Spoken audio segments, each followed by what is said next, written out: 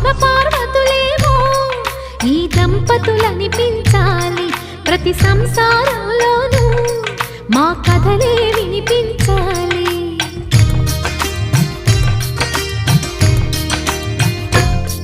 ఆ సిరిని శ్రీహరిని